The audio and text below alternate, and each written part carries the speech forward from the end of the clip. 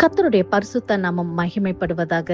Today's promise verse is taken from Hebrews chapter 13 verse 8. Jesus Christ is the same yesterday and today and forever. எபிரேயர் 13 அதிகாரம் 8 வசனம். இயேசு கிறிஸ்து நேற்றும் இன்றும் என்றும் மாறாதவராய் இருக்கிறார். Jesus never changes. So why should we fear the changes around us? இயேசு ஒருபோதும் மாறாதவர். அப்படி இருக்க நம்மை சுற்றியுள்ள மாற்றங்களை நாம் ஏன் பயப்பட வேண்டும்? இந்த நாளிலே தேவன் நமக்கு கொடுக்கின்ற நம்பிக்கையின் வாக்குத்தத்தத்தின் மூலமாக அவர் சொல்லுகிறார், அவர் இயேசு கிறிஸ்து மாறாதவர் என்று. ஆம் பிரியமானவர்களே, இதை கேட்டுக்கொண்டிருக்கிற பிரியமானவர்களே, இந்த நாளிலே உலகத்துல பல விதமான மாற்றத்தை நாம் பார்க்கிறோம். சூழ்நிலைகள் மாறுகிறது, மனிதர்களுடைய அன்பு மாறுகிறது, ஆனால் இயேசு மாறாதவராய் இருக்கிறார்.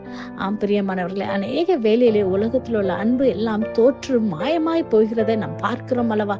இந்த நாள் கூட உலகம் எங்கிலும் அன்பை வெளிப்படுத்துகிற ஒரு நாளாக வேலண்டைன்ஸ் டே ஆக கொண்டாடப்படுகிறது.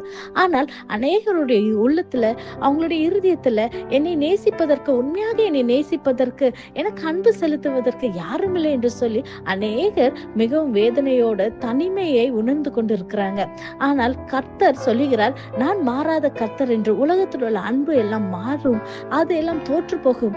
நாம் உலகத்திலே பார்க்கிறோம், பெற்றோர் பிள்ளைகளுடைய அன்பு, கணவன் மனைவியின் அன்பு நாளுக்கு நாள் மாறுவதை நாம் பார்க்கிறோம். ஆனால் இயேசு கிறிஸ்துவின் அன்போ மாறாத ஒரு நித்திய அன்பாக இருக்கிறது.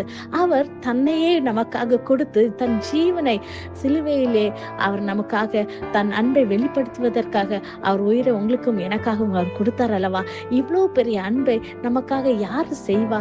தேவனுடைய அன்பு வெளியேறப்பட்ட அன்பு. பிரியமானவர்களே, ஒருவேளை இந்த நாளிலே நீங்கள் வேதனையோட என்னை நேசிப்பதற்கு யாரும் இல்லை, நான் அதிகமா நேசித்தவர்கள் என்னை காயப்படுத்தி, என்னை ஏமாற்றி, என்னை விட்டு தூரம் சென்று விட்டார்கள், இந்த நாள் எனக்கு மிகுந்த ஒரு வேதனையுள்ள நாள் என்று சொல்லி நீங்க ஒரு வேளை புலம்பி, எனக்காக என்னை நேசிப்பதற்கு என் தாய் தகப்பன் இல்லை என்று சொல்லி கூட ஒரு வேளை நீங்கள் கவலையோடு இருக்கலாம், அல்லது அன்பானவர்களை இழந்து வேதனையோடு இருக்கலாம். இந்த நாளிலே கர்த்தர் சொல்லுகிறார், அவர் நேற்றும் இன்றும் என்றும் மாறாத தேவனாக இருக்கிறார். அவர் உங்களை நேசிக்கிற தேவனாக இருக்கிறார்.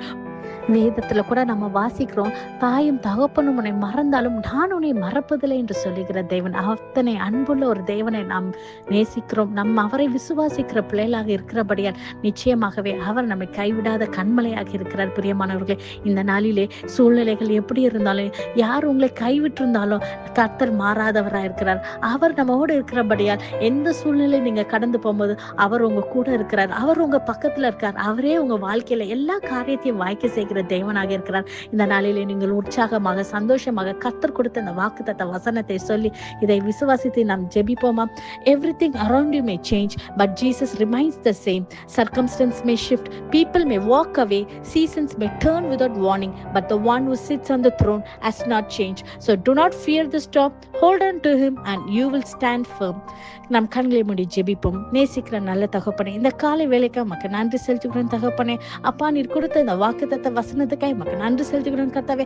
அப்பா, நீர் மாறாத தேவனா இருப்பதற்காய் மக்க நன்றி செலுத்துகிறேன் கர்த்தாவே. இதை விசுவாசித்து ஜெபிக்கிற ஒவ்வொரு பிள்ளைகளுடைய வாழ்க்கையிலும் கர்த்தாவே, நீங்க அவங்க கூட இருப்பதை அவர்கள் உணரும்படியாக கர்த்தாவே, அப்பா நீரே அவங்களுடைய நித்திய கண்மலையா இருப்பதை அப்பா பிள்ளைகள் உணர்ந்து கொள்ளும்படியாக ஆண்டவரே நீர் காரியங்களை வாய்க்க பண்ணுங்க அப்பா. பலப்படுத்துங்க, ஆசீர்வதிங்க. இயேசுவின் மூலம் ஜெபிக்கிறோம், ஜெபம் கேட்டபடியால் ஆமென். God bless you.